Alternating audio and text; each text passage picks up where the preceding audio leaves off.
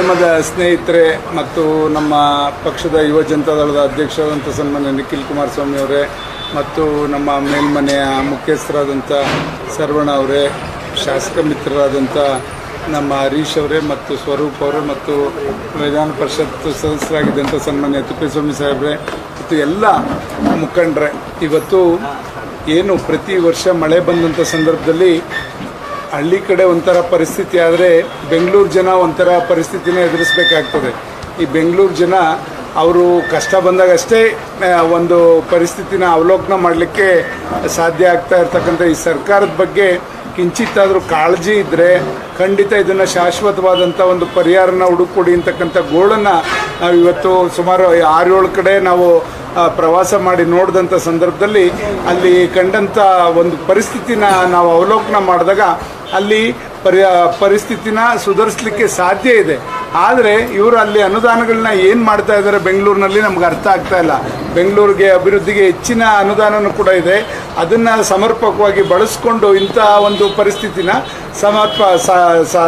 ಇದೇನು ಪರ್ಮನೆಂಟಾಗಿ ಬಗೆಹರಿಸಲಿಕ್ಕೆ ಮುಂದಾಗದೇ ಇರತಕ್ಕಂಥದಕ್ಕೆ ಕಾರಣ ಏನು ಅಂತಕ್ಕಂಥದ್ದು ನಮ್ಗೆ ಅರ್ಥ ಆಗ್ತಾ ಇಲ್ಲ.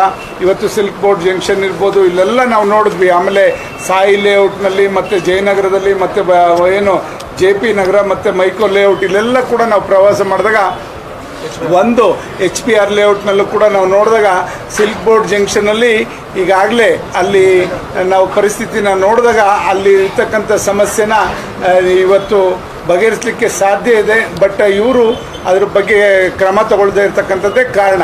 ಸರ್ಕಾರ ನಿನ್ನೆನೂ ಕೂಡ ಬಂದಿದೆ, ನಾವು ಕೂಡ ಬರೋಣ ಅಂದ್ಕೊಂಡ್ವಿ. ಅಧಿಕಾರಿಗಳು ಇಲ್ಲ ಸರ್, ನಿನ್ನೆ ಕಾಂಗ್ರೆಸ್ ಮೊದಲು BJPನವ್ರು ಬಂದರು, ಅವ್ರ ಜೊತೆ ಹೋಗ್ಬೇಕಾಗ್ತದೆ, ನಿನ್ನೆ ಕಾಂಗ್ರೆಸ್ನವರೆಲ್ಲ ಬಂದರು, ಹಾಗಾಗಿ ನಾವು ಮೊದಲೇ ಬರ್ತಾ ಇದ್ದಂಥವ್ರು ಜನತಾದಳದವರು, ಆದರೆ ಅಧಿಕಾರಿಗಳು ಮತ್ತೆ ಇಲ್ಲಿ ವ್ಯವಸ್ಥೆ ಮಾಡಿಕೊಡ್ಲಿಕ್ಕೆ ಸಾಧ್ಯ ಆಗಲ್ಲ ನೋಡಲಿಕ್ಕೆ ಅಂತಕ್ಕಂಥ ದೃಷ್ಟಿಯಿಂದ ನಾವು ಇವತ್ತು ಎಲ್ಲ ಅವಲೋಕನೂ ಕೂಡ ಒಂದು ಪ್ರಾಮಾಣಿಕವಾಗಿ ನೋಡಿದಂಥವ್ರು ನಾವು. ಇವರಂಗೆ ಬಸ್ಸಲ್ಲಿ ಕೂತ್ಕೊಂಡು ಇಲ್ಲ ರೆಡ್ ಕಾರ್ಪೆಟ್ ಹಾಸ್ಕೊಂಡು ನಾವು ಯಾರು ಕೂಡ ಬಂದಂಥವ್ರಲ್ಲ. ಬದಲು ಜನಗಳ ಪರವಾಗಿ ಕಾಳಜಿ ಇಟ್ಕೊಂಡಿರ್ತಕ್ಕಂಥ ಜನತಾದಳ, ದೇವೇಗೌಡರು ನಮಗೆಲ್ಲ ಕಲಿಸ್ಕೊಟ್ಟಿರ್ತಕ್ಕಂಥದ್ದು ಅದನ್ನೇ. ಇವತ್ತು ನಾವೇನು ಯಾರು ಕಷ್ಟದಲ್ಲಿದ್ದಾರೆ ಅವ್ರಿಗೆ ನೆರವಿಗೆ ಧಾವಿಸ್ತಕ್ಕಂಥ ಕೆಲಸನ ಜನತಾದಳ ಮೊದಲಿಂದನೂ ಕೂಡ ಮಾಡ್ಕೊಂಬರ್ತಾ ಇದೆ, ಮುಂದೆನೂ ಕೂಡ ಮಾಡ್ತದೆ. ಆ ನಿಟ್ಟಿನಲ್ಲಿ ಇವತ್ತು ಈ ಪರಿಸ್ಥಿತಿನ ಅವಲೋಕನ ಮಾಡಲಿಕ್ಕೆ ಈಗಾಗಲೇ ಸಿಲ್ಕ್ ಬೋರ್ಡ್ ಜಂಕ್ಷನಲ್ಲಿ ಸಾಕಷ್ಟು ಸಮಸ್ಯೆಗಳನ್ನ ಜನಗಳು ಕೂಡ ಹೇಳಿದ್ರು, ಅದನ್ನು ನಾವು ಶೀಘ್ರವಾಗಿ ಪರಿಹರಿಸಲಿಕ್ಕೆ ಸರ್ಕಾರವನ್ನು ಒತ್ತಾಯ ಮಾಡ್ತಕ್ಕಂಥ ಕೆಲಸ ಮಾಡ್ತೀವಿ. ಈ ಸಾಯಿ ಲೇಔಟ್ನಲ್ಲಿ ಇಲ್ಲಿ ಅಧಿಕಾರಿಗಳು ಒಂಥರ ನಮಗೆ ವಾಸ್ತುಸ್ಥಿತಿನ ಹೇಳಲಿಕ್ಕೆ ಮುಂದಾಗ್ತಾ ಇಲ್ಲ. ಅಲ್ಲಿ ಸರಿಯಾದ ರೀತಿಯಲ್ಲಿ ನಮಗೆ ಮಾಹಿತಿನ ದೊರಕಿಸ್ಕೊಡದೇ ಇರತಕ್ಕಂಥದ್ದು ವಿಪರ್ಯಾಸ. ಅಲ್ಲಿ ರೈಲ್ವೆ ಒಂದು ಟ್ರ್ಯಾಕ್ ಹೋಗಿದೆ, ಅಲ್ಲಿ ಯಾವ ಥರ ಮಾಡಬೇಕು ನಾವು ಅಲ್ಲೂ ಕೂಡ ನೋಡ್ಕೊಂಬಂದ್ವಿ. ರೈಲ್ವೆ ಟ್ರ್ಯಾಕ್ ಹೋಗಿರೋ ಪಕ್ಕನೂ ಕೂಡ ಅಲ್ಲಿ ರಾಜಕಾಲುವೆ ಏನಿದೆ, ರಾಜಕಾಲುವೆಗೆ ಇದನ್ನು ಅಡ್ಜಸೆಂಟಾಗಿ ಇಲ್ಲಿ ನೀರನ್ನ ಹರಿದು ಹೋಗ್ಲಿಕ್ಕೆ ಸರಾಗವಾಗಿ ಅಲ್ಲಿ ವ್ಯವಸ್ಥೆ ಮಾಡಿದ್ರೆ ಖಂಡಿತ ಈ ಥರ ಮನೆಗಳಲ್ಲಿ ಸುಮಾರು 5-6 ಅಡಿ ಅಷ್ಟು ಮನೆಗಳಲ್ಲಿ ನೀರು ನಿಂತಿರ್ತಕ್ಕಂಥದ್ದು, ಅವ್ರು ಇವತ್ತು ಜೀವನ ಮಾಡಲಿಕ್ಕೆ ಸಾಧ್ಯ ಇಲ್ಲ. ಅದನ್ನು ಬೇಗ ಇವರೆಲ್ಲದನ್ನು ಕೂಡ ನೀರನ್ನ ಅಲ್ಲಿರ್ತಕ್ಕಂಥ ಒಂದು ಗಲೀಜನ್ನ ತೆರವು ಮಾಡದೇ ಇದ್ದರೆ ಮತ್ತೆ ಸಾಂಕ್ರಾಮಿಕ ರೋಗಕ್ಕೆ ಈ ಜನಗಳೆಲ್ಲ ತುತ್ತಾಗ್ತಾರೆ. ಇದೆಲ್ಲದೂ ಕೂಡ ಎಚ್ಚರಿಕೆ ಸರ್ಕಾರಕ್ಕಿರಲಿ. ಅಲ್ಲಿ ನೋಡಿದ್ರೆ ಯಾರೋ ಒಂದು 4 ಮೆಡಿಸಿನ್ ಇಟ್ಕೊಂಡು ಕೂತಿರ್ತಕ್ಕಂಥ ಒಂದು ಡಿಸ್ಪೆನ್ಸರಿ ನೋಡಿದ್ರೆ ಬಿಟ್ಟರೆ ಇನ್ಯಾವ ವೈದ್ಯರೇ ಆಗಲಿ ಅಲ್ಲಿ ಏನಾದ್ರು ಸಿಂಪಡಣೆ ಮಾಡ್ತಕ್ಕಂಥದ್ದಾಗಲಿ ಇದು ಯಾವುದೇ ರೀತಿ ಮುಂಜಾಗ್ರತೆ ಕ್ರಮವನ್ನು ಇವರು ವಹಿಸಿಲ್ಲ. ಇದೆಲ್ಲದನ್ನು ಕೂಡ ಸರ್ಕಾರ ಎಚ್ಚೆತ್ಕೊಂಡು ಇದನ್ನು ಸರಿಪಡಿಸ್ತಕ್ಕಂಥ ಕೆಲಸ ಈ ವರ್ಷ ಮಾಡಲಿ. ಮತ್ತು ಮುಂದಿನ ಮಳೆ ಬರೋ ಅಷ್ಟರಲ್ಲಿ ಇದೆಲ್ಲಕ್ಕೂ ಕೂಡ ಪ್ರಾಮಾಣಿಕವಾದಂಥ ಆ ಒಂದು ಪರಿಹಾರ, ಸೂಕ್ತ ಪರಿಹಾರವನ್ನು ಕಂಡುಹಿಡ್ಕೊಂಡು ಅದನ್ನು ಬಗೆಹರಿಸಬೇಕು ಅಂತ ನಾವು ತಾಕೀತನ್ನು ಸರ್ಕಾರಕ್ಕೆ ಮಾಡಲಿಕ್ಕೆ ಬಯಸ್ತೇನೆ.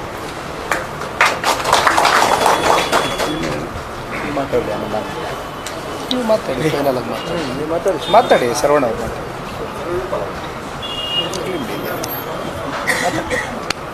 ಬೆಂಗಳೂರು ನಗರದಲ್ಲಿ ಆಗಿರತಕ್ಕಂಥ ಈ ಒಂದು ಮಳೆಯಿಂದ ಅನಾಹುತಗಳನ್ನು ಪ್ರತಿ ವರ್ಷ ಕೂಡ ಬೆಂಗಳೂರು ನಗರದ ಜನತೆ ಅನುಭವಿಸುವಂಥ ಒಂದು ಪರಿಸ್ಥಿತಿಗೆ ನಾವು ಒಳಗಾಗಿದ್ದೀವಿ. ಆದರೆ ಕಾಂಗ್ರೆಸ್ ಸರ್ಕಾರ ಅಧಿಕಾರಕ್ಕೆ ಬರೋ ಮುಂಚಿತವಾಗಿ ಏನೇನು ಆಶ್ವಾಸನೆಗಳನ್ನ ಕೊಟ್ಟಿದ್ದರು ಬೆಂಗಳೂರು ನಗರಕ್ಕೆ, ವಿಶೇಷವಾಗಿ ಅವರ ಪ್ರಣಾಳಿಕೆಯಲ್ಲಿ ಏನೇನಿತ್ತು ಅದು ಎಲ್ಲವನ್ನು ಕೂಡ ಇವತ್ತು ಕಿಂಚಿತ್ತು ಒಂದು 25% ಕೂಡ ಅವ್ರ ಕೈಯಲ್ಲಿ ಮಾಡಲಿಕ್ಕೆ ಆಗಲಿಲ್ಲ. ಬಹುಶಃ ದೊಡ್ಡದಾಗಿ ಬೆಂಗಳೂರು ನಗರಕ್ಕೆ ಇವತ್ತು ಇಡೀ ರಾಜ್ಯದಲ್ಲಿ ನೀವು ನೋಡಿದ್ರೆ ಬರುವಂಥ ಟ್ಯಾಕ್ಸ್ ಪೇಯರ್ಸು 65ರಿಂದ 70% ಇಡೀ ರಾಜ್ಯಕ್ಕೆ ಬರುವಂಥ ಟ್ಯಾಕ್ಸು ಬೆಂಗಳೂರು ನಗರದಿಂದನೇ ಬರ್ತಾ ಇರತಕ್ಕಂಥ ರೆವಿನ್ಯೂ. ಅದು ಗೊತ್ತಿದ್ದು ಕೂಡ ಸರ್ಕಾರ, ಮಾನ್ಯ ಮಂತ್ರಿಗಳು ಯಾವಾಗಲೂ ಹೇಳ್ತಾರೆ, ನಾನು ಬೆಂಗಳೂರು ನಗರವನ್ನು ಒಂದು ಬ್ರ್ಯಾಂಡ್ ಬೆಂಗಳೂರು ಮಾಡ್ತೀನಿ ಅಂತ ಹೇಳಿ ಹೊರಟಿರತಕ್ಕಂಥ ಈ ಒಂದು ಬೆಂಗಳೂರು ನಗರದ ಉಸ್ತುವಾರಿ ಸಚಿವರು ಮಾನ್ಯ DCM ಅವರು ಏನು ಉತ್ತರ ಕೊಡ್ತಾರೆ ಅನ್ನೋದು ನಮ್ಗೆ ಗೊತ್ತಿಲ್ಲ. ಬಹುಶಃ ಇಲ್ಲಿ ಜನ ಕಷ್ಟಪಡ್ತಾ ಇದ್ರೆ, ಪ್ರವಾಹದಿಂದ, ಫ್ಲಡ್ಡಿಂದ, ನೀರಿಂದ ತೊಂದರೆಗೆ ಒಳಗಾಗಿದ್ರೆ ಅಲ್ಲಿ ಹೊಸಪೇಟೆಯಲ್ಲಿ ಹೋಗಿ ಸಾಧನ ಸಂಕಲ್ಪ ಸಮಾವೇಶ ಅಂತ ಮಾಡ್ತಾರೆ. ಇಲ್ಲಿ ಸಾಧನೆ ಸಮಾವೇಶ ಬೆಂಗಳೂರು ನಗರದ ನೀರಲ್ಲೇ ಮಾಡಿರಿ ಸ್ವಾಮಿ, ನೀವು ಮಾಡಿ, ಗೊತ್ತಾಗುತ್ತೆ ಜನರ ಕಷ್ಟ ಏನು ಅಂತ ಗೊತ್ತಾಗುತ್ತೆ. ಸುಮ್ಮನೆ ಬರ್ತೀರಾ, ನಗರ ಪ್ರದರ್ಶನ ಅಂತೀರಿ, ಬಸ್ಸಲ್ಲಿ ಬರ್ತೀರಿ, ಬಸ್ಸಿಂದ ಕೂಡ ಕೆಳಗಡೆ ಇಳಿಯಲ್ಲ, ನಿಮಗೆ ಅಧಿಕಾರಿಗಳು ರೆಡ್ ಕಾರ್ಪೆಟ್ ಹಾಕ್ಕೊಂಡು ಸ್ವಾಗತ ಮಾಡ್ತಾರೆ. ಆ ಪರಿಸ್ಥಿತಿ ಇದೆ ಇವತ್ತು. ಸಿದ್ದಣ್ಣ ಅವ್ರನ್ನ ಬಂದರು, ಬಂದ ಪುಟ ಓದ ಪುಟ, ಬಂದರು ಹೋದ್ರು, ಏನು ಮಾಡಿದ್ರು ನೆಕ್ಸ್ಟು? ಅದು ಜನ ಪ್ರಶ್ನೆ ಮಾಡ್ತಾ ಇದ್ದಾರೆ. ಈಗ ಕೇಳ್ತಾ ಇದ್ರು ಬೆಳಗಿಂದ ನಮ್ಮ ನಿಖಿಲನವ್ರ ಹತ್ರ ಜನ ಭಾಳ ನೊಂದ್ಕೊತಾ ಇದ್ರು. ನಾನು ಕೂಡ ಜೊತೆಯಲ್ಲಿದ್ದೆ. ನನಗೆ ಏನೂ ಸಿಗ್ತಾ ಇಲ್ಲ, ಪ್ರತಿ ವರ್ಷ ಕೂಡ ಹೀಗೆ ಆಗ್ತಾ ಇದೆ. ಮಳೆ ಬರುತ್ತೆ, ಅದಕ್ಕೆ ತಕ್ಕಂಥ ಪೂರ್ವಭಾವಿ ಸಿದ್ಧತೆಯನ್ನು ಮಾಡ್ಕೋಬೇಕು ಅಂತೇಳಿ ಸರ್ಕಾರಕ್ಕೆ ಪರಿಜ್ಞಾನ ಇಲ್ವಾ? ಅದಕ್ಕೆ ಏನು ಬೇಕು, ಇನ್ಫ್ರಾಸ್ಟ್ರಕ್ಚರ್ ಮಾಡ್ಕೋಬೇಕಲ್ವಾ? ಅದನ್ನು ಯಾಕೆ ಮಾಡ್ತಾ ಇಲ್ಲ? ಯಾವಾಗಲೂ ಹೀಗೆ ಹೇಳ್ಕೊಂಡು ಹೋದರೆ ನೀವು ಒಂದು ದಿನ ಹೇಳೇ ಬಿಟ್ಟಿದ್ದೀರಿ. ಆ ಈಶ್ವರ ಕೆಳಗಿಳಿದು ಬಂದರೂ ಕೂಡ ಈ ಶಿವನ ಕೈಯಲ್ಲಿ ಬೆಂಗಳೂರು ನಗರವನ್ನು ಉಳಿಸೋಕ್ಕಾಗಲ್ಲ ಅಂತ ಮಾತನ್ನು ಹೇಳಿದ್ದೀರಿ. ನಿಮ್ಮ ಕೈಯಲ್ಲಿ ಮಾಡೋಕ್ಕಾಗಲ್ಲ ಅಂದಮೇಲೆ ರಾಜೀನಾಮೆ ಕೊಟ್ಟು ಮನೆಗೆ ಹೋಗ್ರಿ. ಯಾಕ್ರಿ ಅಧಿಕಾರದಲ್ಲಿ ಗೂಟ ಹೊಡ್ಕೊಂಡು ಕೂತಿದ್ದೀರಾ? ಹೇಳಬೇಕಾಗ್ತದೆ ಜನರಿಗೆ. ಇವತ್ತು ನೀವು BBMPಯನ್ನು ಗ್ರೇಟರ್ ಬೆಂಗಳೂರು ಅಥಾರಿಟಿ ಮಾಡೋದಿಂದ, ಆ ಒಂದು ದೋಸೆನ ತಿರುಗಾಕೋದಿಂದ ಹಳೆ ಕಲ್ಲು ಹೊಸ ಬಿಲ್ಲು ಇಷ್ಟೇ ಆಗಿದೆ.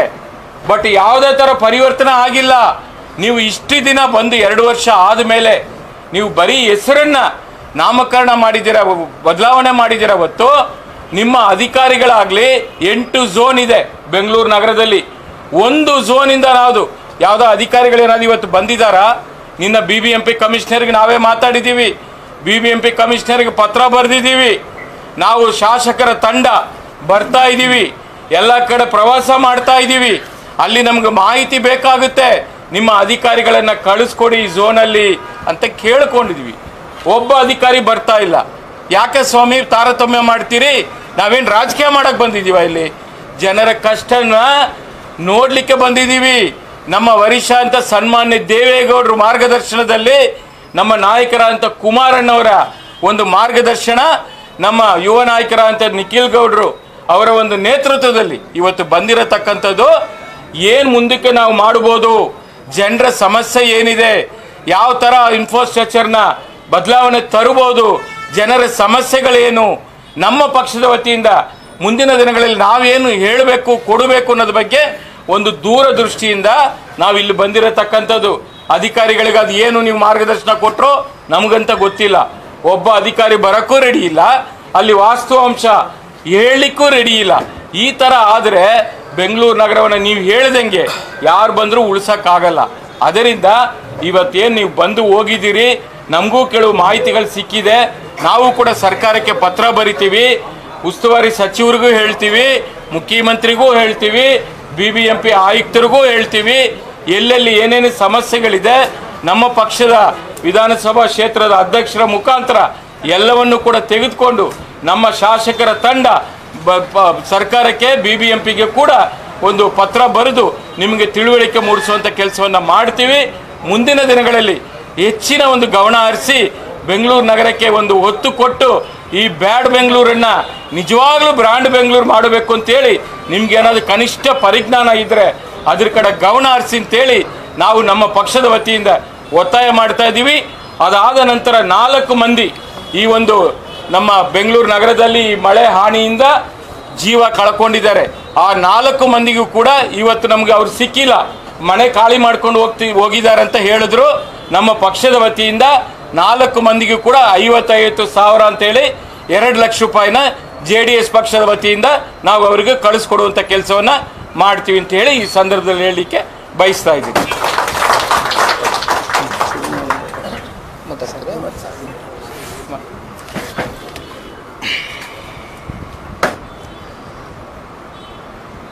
ಕಳೆದ ಒಂದು ವಾರದಿಂದ ನಿರಂತರವಾಗಿ ಬೆಂಗಳೂರು ನಗರದಲ್ಲಿ ಧಾರಾಕಾರವಾಗಿ ಮಳೆ ಸುರಿದಿರ್ತಕ್ಕಂಥ ಒಂದು ಹಿನ್ನೆಲೆಯಲ್ಲಿ ಈಗಾಗಲೇ ಸಾಕಷ್ಟು ಸಾಮಾಜಿಕ ಜಾಲತಾಣದಲ್ಲಿ ರಸ್ತೆಗಳು ಯಾವ ರೀತಿ ಬೆಂಗಳೂರು ನಗರದಲ್ಲಿ ವ್ಯವಸ್ಥೆಗಳು ಆಗಬೇಕಾಗಿತ್ತು, ಆದರೆ ಅದಕ್ಕೆ ಪೂರಕವಾಗಿ ಯಾವುದೇ ವ್ಯವಸ್ಥೆಗಳು ಆಗದೇ ಇರತಕ್ಕಂಥ ಹಿನ್ನೆಲೆಯಲ್ಲಿ ಒಂದು ರೀತಿ ಬೆಂಗಳೂರು ನಗರ ಇವತ್ತು ವೆನಿಸ್ ಸಿಟಿಯಾಗಿ ಪರಿವರ್ತನೆ ಆಗಿದೆ. ವೆನ್ನಿಸ್ಸು ಏನು ಇಟಲಿಲಿ ಇರ್ತಕ್ಕಂಥ ವೆನ್ನಿಸ್ನಲ್ಲಿ ನೀವೆಲ್ಲಿ ನೋಡಿದ್ರೂ ಕೂಡ ನೀರು ಕಾಣ್ಬೋದು. ಅದೇ ರೀತಿ ಇವತ್ತು ಬೆಂಗಳೂರಿಗೂ ವೆನ್ನಿಸ್ಗೂ ಯಾವುದೇ ವ್ಯತ್ಯಾಸ ಇಲ್ಲದೆ ಇರತಕ್ಕಂಥ ಒಂದು ದುಸ್ಥಿತಿಗೆ ಇವತ್ತು ಬೆಂಗಳೂರು ನಗರ ಹೋಗಿ ತಲುಪಿದೆ. ಆ ಹಿನ್ನೆಲೆಯಲ್ಲಿ ಇವತ್ತು ನಮ್ಮ JDLPಯ ನಾಯಕರಾಗಿರ್ತಕ್ಕಂಥ ಶಾಸಕ ಮಿತ್ರರಾಗಿರ್ತಕ್ಕಂಥ ಸನ್ಮಾನ್ಯ ಶ್ರೀ ಸುರೇಶ್ ಬಾಬಣ್ಣ ಅವರ ಜೊತೆಗೂಡಿ ಮತ್ತೊಬ್ಬರು ವಿಧಾನ ಪರಿಷತ್ನ ಸದಸ್ಯರು, ಈಗ ತಾನೇ ನಿಮ್ಮೆಲ್ಲರನ್ನು ಕುರಿತು ಮಾತನಾಡಿರ್ತಕ್ಕಂಥ ಸರ್ವಣ್ಣ ಅವರೇ, ಆತ್ಮೀಯ ಗೆಳೆಯ ಆಗಿರ್ತಕ್ಕಂಥ ಹುಣಸೂರು ವಿಧಾನಸಭಾ ಕ್ಷೇತ್ರದ ಶಾಸಕರು ಹರೀಶ್ ಗೌಡ್ರೆ, ಹಾಸನ ವಿಧಾನಸಭಾ ಕ್ಷೇತ್ರದ ಶಾಸಕರಾಗಿರ್ತಕ್ಕಂಥ ಸ್ವರೂಪಣ್ಣ ಅವರೇ, ಮತ್ತು ಪಕ್ಷದ ಹಿರಿಯ ಮುಖಂಡರು, ಮಾಜಿ ವಿಧಾನ ಪರಿಷತ್ನ ಸದಸ್ಯರಾಗಿರ್ತಕ್ಕಂಥ ಅನುಭವಿಗಳು ಆಗಿರ್ತಕ್ಕಂಥ ತಿಪ್ಪೇಸ್ವಾಮಣ್ಣ ಅವರೇ, ಎಲ್ಲ ನಮ್ಮ ಪಕ್ಷದ ಮುಖಂಡರು ಬೆಳಗಿನಿಂದ BTM ಲೇಔಟಿಂದ JP ನಗರ ನಿವಾಸವನ್ನು ಬಿಟ್ಟು ಮೈಕೋ ಲೇಔಟ್ಗೆ ಬಂದು ಅಲ್ಲಿ ಅನೇಕ ವಿಸಿಟ್ಗಳನ್ನ ಮಾಡಿ ಸ್ಥಳವನ್ನು ಪರಿಶೀಲನೆ ಮಾಡ್ತಕ್ಕಂಥ ಹಿನ್ನೆಲೆಯಲ್ಲಿ ಯಾವ್ಯಾವ ರೀತಿ ಅವ್ಯವಸ್ಥೆಗಳಿಗೆ ಕಾರಣ ಆಗಿದೆ ಈ ಮಳೆ ಅಂತಕ್ಕಂಥದ್ದನ್ನು ಭಾಳ ಸೂಕ್ಷ್ಮವಾಗಿ ಗಮನಿಸ್ತಕ್ಕಂಥ ಒಂದು ಕೆಲಸವನ್ನು ಮಾಡಿದ್ದೇವೆ. ಅದಕ್ಕೆ ಪೂರಕವಾಗಿ ಬೆಳಗಿನಿಂದ ನಮ್ಮ ಜೊತೆಯಲ್ಲಿ ಎಲ್ಲ ದೃಶ್ಯ ಮಾಧ್ಯಮ ಹಾಗೂ ಪತ್ರಿಕಾ ಮಾಧ್ಯಮದ ಹಲವಾರು ಮಿತ್ರರು ನಮ್ಮ ಜೊತೆಯಲ್ಲಿ ನಿರಂತರವಾಗಿ ಬೆಳಗ್ಗಿನಿಂದ ಇಲ್ಲಿಯವರೆಗೂ ಕೂಡ ನಮ್ಮ ಜೊತೆಯಲ್ಲಿ ಸಾಗಿದ್ದೀರಿ. ಬಹುಶಃ ನಿಮ್ಮ ಜವಾಬ್ದಾರಿಗಳು, ನಿಮ್ಮ ಕಾರ್ಯವೈಖರಿಗೆ ತಕ್ಕಂತೆ ನೀವು ನಿರಂತರವಾಗಿ ಜನಗಳಿಗೆ ಒಂದು ತಿಳುವಳಿಕೆಯನ್ನು ಮೂಡಿಸ್ತಕ್ಕಂಥ ಒಂದು ಪ್ರಯತ್ನವನ್ನು ಪ್ರಾಮಾಣಿಕವಾಗಿ ಮಾಡ್ಕೊಂಡೇ ಬರ್ತಾ ಇದ್ದೀರಿ. ಜೊತೆಯಲ್ಲಿ ಇವತ್ತು ನಮ್ಮ ಜೊತೆಯಲ್ಲೂ ಕೂಡ ಬಂದು ಹೆಜ್ಜೆಯನ್ನು ಹಾಕಿದ್ದೀರಿ. ಬಹುಶಃ ನಾವೆಲ್ಲ ಗಮನಿಸ್ಬೋದು, ಇವತ್ತು ಬೆಂಗಳೂರು ನಗರ ಸರ್ವಣ್ಣ ಅವರು ಮಾತನಾಡಬೇಕಾದ್ರೆ ಹೇಳ್ತಾಯಿದ್ರು, ನಮ್ಮ ರಾಜ್ಯದ GDPಯಲ್ಲಿ ಬೆಂಗಳೂರು ನಗರ ಹತ್ತತ್ರ 36% ದೊಡ್ಡ ಪಾತ್ರವನ್ನು ವಹಿಸ್ತಾ ಇರ್ತಕ್ಕಂಥದ್ದು. ಅದರಲ್ಲಿ ಸರಿಸುಮಾರು 67% ಅಷ್ಟು ಇವತ್ತೇನು ಬೆಂಗಳೂರು ನಗರದಿಂದನೇ ಇವತ್ತು ಟ್ಯಾಕ್ಸ್ ರೆವಿನ್ಯೂ ಕಲೆಕ್ಷನ್ ಜನರೇಟ್ ಆಗ್ತಾ ಇದೆ. ಆದರೆ ಬೆಂಗಳೂರು ನಗರಕ್ಕೆ ಇದರಿಂದ ಆಗ್ತಾ ಇರ್ತಕ್ಕಂಥ ವಿಶೇಷವಾಗಿ ಇನ್ಫ್ರಾಸ್ಟ್ರಕ್ಚರ್ ಬಗ್ಗೆ ಇವತ್ತು ನಾವು ಚರ್ಚೆನ ಮಾಡ್ತಕ್ಕಂಥದ್ದಾದರೆ, ಏನು ಗ್ಲೋಬಲ್ ಇನ್ವೆಸ್ಟರ್ಸ್ ಮೀಟ್ ಅಂತ ಪಾಪ ಕಳೆದ 1-2 ವರ್ಷದಿಂದ ನಾವು ನೋಡಿದ್ದೀವಿ. ಕಾಂಗ್ರೆಸ್ ಸರ್ಕಾರದಿಂದ ಗ್ಲೋಬಲ್ ಇನ್ವೆಸ್ಟರ್ಸ್ನ ಇನ್ವೆಸ್ಟ್ಮೆಂಟ್ ಮಾಡ್ತಕ್ಕಂಥದ್ದಕ್ಕೆ ಕರೆತರ್ತಕ್ಕಂಥದ್ದಕ್ಕೆ ಹಲವಾರು ಸಭೆಗಳನ್ನ ಮಾಡಿದ್ದೀರಿ. ಆದರೆ ಅದಕ್ಕೆ ಪೂರಕವಾದಂಥ ವಾತಾವರಣ ಏನಾದರೂ ಬೆಂಗಳೂರು ನಗರದಲ್ಲಿ ಇನ್ಫ್ರಾಸ್ಟ್ರಕ್ಚರ್ ಕೊಡ್ತಕ್ಕಂಥ ಹಿನ್ನೆಲೆಯಲ್ಲಿ ನೀವೇನಾದರೂ ಸೃಷ್ಟಿ ಮಾಡಿದ್ದೀರಾ ಅಂತಕ್ಕಂಥದ್ದು ಇವತ್ತು ಪ್ರತಿಯೊಬ್ಬ ನಾಗರಿಕನು ಕೂಡ ಕೇಳ್ತಕ್ಕಂಥ ಒಂದು ಭಾಳ ಬೇಸಿಕ್ ಕ್ವಶನ್ ಆಗಿದೆ ಇದು. ಈಗ ನಾವು ಬಂದಂಥ ಕ್ಷೇತ್ರಗಳೇನಿದೆ, ನಾವು ಗಾಡಿನಲ್ಲಿ ಬರ್ತಾ ಮಾತಾಡ್ತಾ ಇದ್ವಿ, ಭಾಳ ಅತ್ಯಂತ ಆಶ್ಚರ್ಯ ಉಂಟು ಮಾಡ್ತಕ್ಕಂಥದ್ದು ಏನಂದರೆ, ಅನೇಕ ಕ್ಷೇತ್ರಗಳು ಈಗ ತಾನೇ ನಾವು ಭೇಟಿ ಕೊಟ್ಟಂಥ ಕ್ಷೇತ್ರಗಳಲ್ಲಿ ಬಹುತೇಕ ಶಾಸಕ ಮಿತ್ರರು 3 ಸಲ 4 ಸಲ ಪದೇ ಪದೇ ಪುನರಾಯ್ಕೆ ಆಗಿರ್ತಕ್ಕಂಥವ್ರು, ಜೊತೆಯಲ್ಲಿ ಸರ್ಕಾರದಲ್ಲಿ ಮಂತ್ರಿಗಳಾಗಿ ಈ ಸರ್ಕಾರದಲ್ಲಿ ಈ ಅವಧಿನಲ್ಲಿ ಅಷ್ಟೇ ಅಲ್ಲ, ಹಿಂದೆನೂ ಕೂಡ ಸಾಕಷ್ಟು ಅವ್ರಿಗೆ ಅವಕಾಶಗಳು ಕೊಟ್ಟಿರ್ತಕ್ಕಂಥವ್ರು. ಅವ್ರ ಕ್ಷೇತ್ರದ ಜನತೆ, ರಾಜ್ಯದ ಜನತೆ ಅವ್ರಿಗೆ ಮಂತ್ರಿಗಳಾಗಿ ಕೆಲಸ ಮಾಡ್ತಕ್ಕಂಥ ಅವಕಾಶ ಮಾಡಿಕೊಟ್ಟಿದ್ದಾರೆ. ಆದರೆ ವಿಪರ್ಯಾಸ, ಮಂತ್ರಿಗಳು ಆಗಿರ್ತಕ್ಕಂಥ ಆ ಶಾಸಕರ ಸ್ವಂತ ಕ್ಷೇತ್ರಗಳಲ್ಲಿ ಇವತ್ತು ನಾವು ಕಣ್ಣಾರೆಯಾಗಿ ಇವತ್ತು ನೋಡಿರ್ತಕ್ಕಂಥ ದೃಶ್ಯ, ಮೊದಲನೇದು ಬಹುಶಃ ಅರಸು ಕಾಲೋನಿಲಿ ನಾವು ಪ್ರಾರಂಭ ಮಾಡಿದ್ವಿ.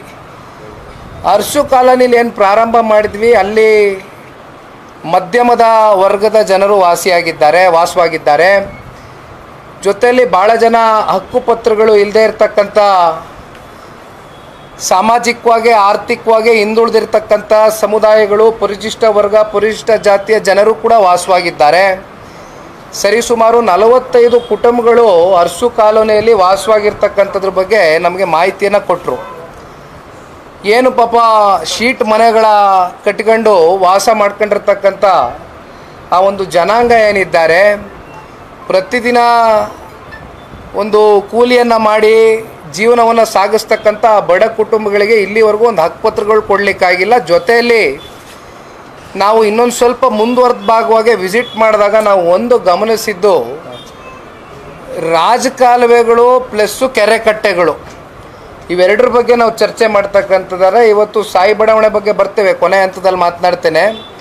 ಆದರೆ ಅರಸು ಕಾಲೋನಿಯಲ್ಲಿ ಆಗಿರ್ತಕ್ಕಂಥದ್ದು ಇವತ್ತೇನು ರಾಜಕಾಲುವೆ, ಹಿಂದೆ ನಮಗೆ ಒಂದು ಪ್ಲ್ಯಾನ್ ಕೊಡಿ ಅಂತಕ್ಕಂಥದ್ದು, ಅಲ್ಲಿ ಯಾರೋ ಪಾಪ ಅಮಾಯಕ ಒಬ್ಬ ಅಧಿಕಾರಿ ಬಂದಿದ್ದರು. ಈ ಸರ್ವಣ ಅವ್ರು ಹೇಳ್ದಂಗೆ ನೆನ್ನೆ ದಿನ ಈ ಥರ ನಮ್ಮ JDLP ನಾಯಕರು ಎಲ್ಲ ಶಾಸಕ ಮಿತ್ರರ ನೇತೃತ್ವದಲ್ಲಿ ನಾವು ಬರ್ತಾ ಇದ್ದೇವೆ, ದಯಮಾಡಿ ಅದಕ್ಕೆ ಪೂರಕವಾಗಿ ಎಲ್ಲ ಡಿಪಾರ್ಟ್ಮೆಂಟ್ಗಳ ಅಧಿಕಾರಿಗಳು ಬರಬೇಕು ಅಂತಕ್ಕಂಥ ಮನವಿಯನ್ನು ಕೊಟ್ಟಿದ್ರು ಕೂಡ ಯಾರು ಕೂಡ ಇವತ್ತು ಬಂದು ಆ ಮನವಿಗೆ ಸ್ಪಂದಿಸಿಲ್ಲ. ಇದೇನೋ ನಾವು ಯಾವುದೋ ನಮ್ಮನೆ ಕೆಲಸಕ್ಕೆ ನಾವು ಬಂದಿರತಕ್ಕಂಥದ್ದಲ್ಲ, ಇದು ಜನರ ಸೇವೆ, ಜನಕ್ಕೋಸ್ಕರ ಬಂದಿದ್ದೇವೆ, ಅದಕ್ಕೋಸ್ಕರ ಕರೆದಿದ್ದೇವೆ.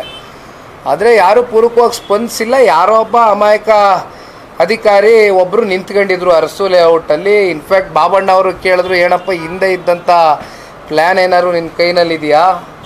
ಇವತ್ತೇನು ಸಂಪೂರ್ಣವಾಗಿ ಈ ರಾಜಕಾಲುವೆ ಮುಂದೆ ಹೋಗ್ತಾ ನೋಡಿದರೆ, ನಾನು ಹೆಸ್ರು ಹೇಳೋದಕ್ಕೆ ಬಯಸೋದಿಲ್ಲ, ಭಾಳ ಅತ್ಯಂತ ಬಲಿಷ್ಠವಾದಂಥ ರಾಜಕಾರಣಿ. ಬಹುಶಃ ಮಾಧ್ಯಮದ ಮಿತ್ರರಿಗೆ ಈಗ ನಮ್ಮ ಜೊತೆ ಬಂದಿದ್ದರಿಂದ ಎಲ್ಲ ಗಮನದಲ್ಲಿ ಇರ್ತದೆ, ಯಾರ ಒಂದು ಪ್ರಾಪರ್ಟಿ ಅದು ಅಂತಕ್ಕಂಥದ್ದು. ದೊಡ್ಡ ಮಟ್ಟದಲ್ಲಿ ಒಂದು ಕಮರ್ಷಿಯಲ್ ಪ್ರಾಪರ್ಟಿಯನ್ನು ಸ್ಥಾಪನೆ ಮಾಡಿದ್ದಾರೆ. ಅದನ್ನು ಸ್ಥಾಪನೆ ಮಾಡ್ತಕ್ಕಂಥದ್ದಕ್ಕೆ ಸಂಪೂರ್ಣವಾಗಿ ರಾಜಕಾಲುವೆ ಹೋಗ್ತಾ ಎಲ್ಲಿದೆ ರಾಜಕಾಲುವೆ ಅಂತ ನೋಡಿದರೆ ಸಂಪೂರ್ಣವಾಗಿ ನ್ಯಾರೋ ಡೌನ್ ಆಗಿದೆ. ರಾಜಕಾಲುವೆ ಅಂತಕ್ಕಂಥದ್ದು ಇಲ್ಲಿ ಇದೆಯಾ ಅಂತಕ್ಕಂಥದ್ದು ಅಲ್ಲಿ ಹೋಗಿ ನಿಂತು ನೋಡಿದಾಗ ಹಿಂದೆ ಇತ್ತೇನೋ ಅಂತಕ್ಕಂಥದ್ದು ನಮ್ಮಲ್ಲೆಲ್ಲ ಒಂದು ಭಾವನೆ ಸೃಷ್ಟಿಯಾಗಿದೆ. ಈ ರೀತಿ ನಾನು ಒಂದು ಹೇಳ್ತಕ್ಕಂಥದ್ದು, ರಾಜಕೀಯ ಪಕ್ಷಗಳ ಕೆಲವೊಂದಷ್ಟು ರಾಜಕೀಯ ನಾಯಕರುಗಳು ಇವತ್ತು ರಾಜಕಾಲುವೆಯನ್ನು ನುಂಗಾಕ್ತಕ್ಕಂಥ ಕೆಲಸ ಮಾಡ್ತಕ್ಕಂಥದ್ದು. ಒಂದು ಪ್ರಶ್ನೆ ಕೇಳಬೇಕು, ಇವತ್ತೇನಾದ್ರು ಪ್ರಾಪರ್ಟಿ ಟ್ಯಾಕ್ಸ್ನ ಒಂದು ದಿನ ಏನಾದ್ರು ತಡ ಆಗಿ ಅದನ್ನು ಭರ್ತಿ ಮಾಡ್ತಕ್ಕಂಥದ್ದಕ್ಕೆ ಏನಾದರೂ ಲೇಟ್ ಆದರೆ ಬಂದು ಕುತ್ತಿಗೆ ಮೇಲೆ ನಿಂತ್ಕೊಂಡು ಹೇಳ್ದಂಗೆ ಅದು ಲೇಟ್ ಫೀಸು ಬಡ್ಡಿಯನ್ನು ಕಟ್ಟಿಸ್ಕೊಳ್ತೀರಿ, ಜೊತೆಯಲ್ಲಿ ಕುತ್ತಿಗೆ ಮೇಲೆ ನಿಂತ್ಕೊಂಡು ವಸೂಲಿ ಮಾಡ್ತೀರಿ ಪ್ರಾಪರ್ಟಿ ಟ್ಯಾಕ್ಸ್ನ ಜನಗಳ ಹತ್ರ. ಆದರೆ ಅದಕ್ಕೆ ಪೂರಕವಾಗಿ ನೀವೇನು ಮಾಡ್ತಿದ್ದೀರಿ? ಕೆರೆಗಳು ನುಂಗಾಕಿದ್ದೀರಿ, ರಾಜಕಾಲುವೆಗಳ ಮೇಲೆ ಏನೋ ಸರ್ಕಾರಿ ಶಾಲೆಗಳು ಕಟ್ಟಿದ್ದೀರಾ, ಸರ್ಕಾರಿ ಆಸ್ಪತ್ರೆಗಳು ಕಟ್ಟಿದ್ದೀರಾ, ದೇವಸ್ಥಾನಗಳು ನಿರ್ಮಾಣ ಆಗಿದೆಯಾ? ನಿನ್ನೆ ದಿನ ರಾಜ್ಯದ ಮುಖ್ಯಮಂತ್ರಿಗಳು, ಬಹುಶಃ ಉಪಮುಖ್ಯಮಂತ್ರಿಗಳು ಇಬ್ಬರು ಕೂಡ ಬೆಂಗಳೂರು ನಗರದಲ್ಲಿ ಅವರೊಂದು ಟೂರ್ ಪ್ಲ್ಯಾನ್ ರಿಲೀಸ್ ಮಾಡಿ ಅನೇಕ ಪ್ರದೇಶಗಳಿಗೆ ಭೇಟಿ ಕೊಡ್ತೇವೆ ಅಂತಕ್ಕಂಥ ವಿಷಯವಾಗಿ ನಿನ್ನೆ ದಿನ ಏನೋ ಹೆಜ್ಜೆಯನ್ನು ಇಟ್ಟಿದ್ದಾರೆ. ಬೆಳಗ್ಗೆ ನಾನು ಪತ್ರಿಕೆ ತೆಗೆದು ನೋಡಿದಾಗ ಒಂದು ರಾಜ್ಯದ ಮುಖ್ಯಮಂತ್ರಿಗಳು ಹೇಳಿದ್ದಾರೆ, ರಾಜಕಾಲುವೆಯನ್ನು ಯಾರಾದ್ರೂ ಅದನ್ನು ಕಬಳಿಸ್ಕೊಂಡಿರ್ತಕ್ಕಂಥ ಪ್ರಕರಣಗಳು ಕಣ್ಣು ಮುಂದೆ ಬಂದರೆ ಅದನ್ನು ತೆರವುಗೊಳಿಸ್ತಕ್ಕಂಥದ್ದಕ್ಕೆ ಮುಲಾಜ್ ನೋಡ್ದಿರಾ ನಾನು ತೀರ್ಮಾನ ತಗೊಳ್ತೀನಿ ಅಂತ ಹೇಳಿದ್ದಾರೆ. ಇದು ಮುಖ್ಯಮಂತ್ರಿಗಳಿರ್ತಕ್ಕಂಥ ಹೇಳಿಕೆ, ಅವರ ಒಂದು ಮಾತು.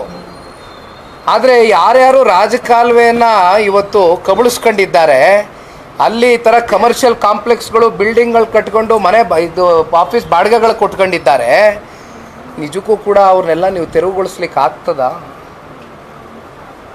ಇದು ವಾಸ್ತವಕ್ಕೆ ಹತ್ತಿರವಾದಂಥ ಮಾತಾ? ಬಲಿಷ್ಠರು, ಪ್ರಭಾವಿಗಳು, ನೀವೇನು ಬೇಕಾದರೂ ಕರಿಬೋದು ಅವ್ರನ್ನ. ಆಗತ್ತಾ ಇದು? Coming back to last point, HRBR ಲೇಔಟಲ್ಲಿ ನಮ್ಮ ಸಾಯಿ ಬಡಾವಣೆಗೆ ಬಂದ್ವಿ. ಸಾಯಿ ಬಡಾವಣೆ ಕಳೆದ 10 ವರ್ಷದಿಂದ ನಿರಂತರವಾಗಿ ಮಳೆಗಾಲ ಬಂದಂಥ ಸಂದರ್ಭದಲ್ಲಿ 3 ಅಡಿ 5 ಅಡಿ ಇವತ್ತು ಮನೆಗಳಿಗೆ ನೀರು ನುಗ್ಗಿರ್ತಕ್ಕಂಥದ್ದು. ಮನೆ ಗೋಡೆಗಳು ನೋಡಿದ್ರೆ ಇವತ್ತಿಗೂ ತ್ಯಾವ ಹಂಗೆ ಉಳ್ಕೊಂಡಿದೆ. ಮನೆ ಎಲ್ಲ ಖಾಲಿ ಮಾಡ್ಕೊಂಡು ಪಾಪ ಬಡಾವಣೆಯಲ್ಲಿ ವಾಸವಾಗಿರ್ತಕ್ಕಂಥ ಬಡ ಕುಟುಂಬಗಳು ಬೇರೆ ಬೇರೆ ಕಡೆ ಶಿಫ್ಟು ಆಗಿದ್ದಾರೆ. ಪಾಪ ಅಲ್ಲಿ ಮನುಷ್ಯರು ವಾಸವಾಗ್ತಕ್ಕಂಥ ವಾತಾವರಣನೇ ಇಲ್ಲ. ಬಾಬಣ್ಣ ಅವರು, ನಾವು, ಸರ್ವಣ್ಣ ಅವರು, ತಿಪ್ಪೇಸ್ವಾಮಣ್ಣ ಅವರು, ಹರೀಶ್ ಅವರು, ಸ್ವರೂಪ್ ಅವರು ಎಲ್ಲ ನೋಡಿದಾಗ ಒಂದು ಮಳೆ ನೀರು ಬಂದು ಈ ರೀತಿ ನಿಂತಂಥ ಸಂದರ್ಭದಲ್ಲಿ ಸಾಂಕ್ರಾಮಿಕ ರೋಗಗಳು ಹೆಚ್ಚಾಗ್ತಕ್ಕಂಥ ಎಲ್ಲ ಲಕ್ಷಣಗಳು ಕಾಣಬಹುದು. ಅದರಿಂದ ಏನಾಗುತ್ತೆ, ಈಗ ಡೆಂಗ್ಯೂ ಅಂತೀವಿ, ಮಲೇರಿಯಾ ಅಂತೀವಿ, ನಾನಾ ಥರದ ವೈರಸ್ಗಳಿಗೆ ಇವತ್ತು ಈ ಸಾಂಕ್ರಾಮಿಕ ರೋಗ ಹರಡ್ತಕ್ಕಂಥದ್ದಕ್ಕೆ ನೀರು ನಿಂತಿದೆ.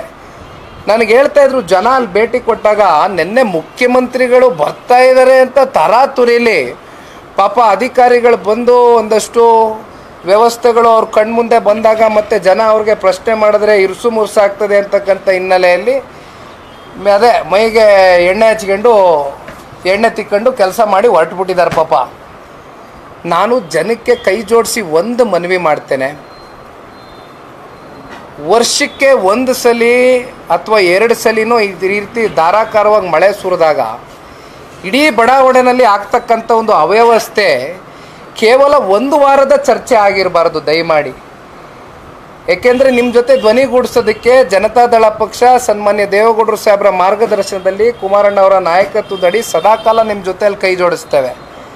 ಒಂದು ರಾಜಕೀಯ ಪಕ್ಷವಾಗಿ ಜೊತೆಯಲ್ಲಿ ಈ ರಾಜ್ಯದ ಒಬ್ಬ ಸಾಮಾನ್ಯ ಪ್ರಜೆಯಾಗಿ ನಾನು ಹೇಳ್ತಕ್ಕಂಥದ್ದು, ಕೇವಲ ವರ್ಷಕ್ಕೆ 1 ಸಲ ನೀವು ಬಂದು ಇದನ್ನು ಪ್ರಶ್ನೆ ಮಾಡ್ತಕ್ಕಂಥ ಕೆಲಸ ಮಾಡ್ತಕ್ಕಂಥದ್ದಲ್ಲ.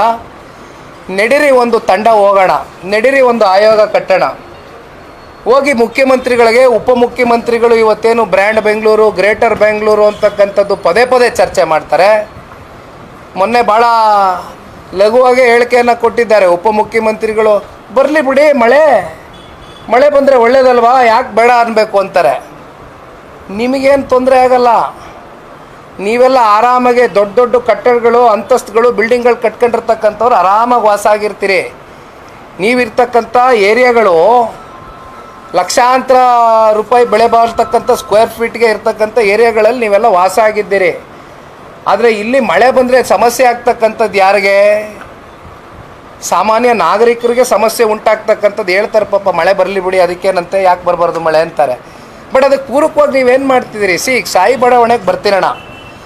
ಸಾಯಿ ಬಡಾವಣೆಯಲ್ಲಿ ಏನು ರೈಲ್ವೆ ವೆಂಟನ್ನು ನಾವು ಇದು ರಾಜಕಾಲುವೆ ಹೋಗ್ತಾ ಹರೀಶ್ ಅವರು ಹೇಳ್ತಾಯಿದ್ರು, it is completely narrow down.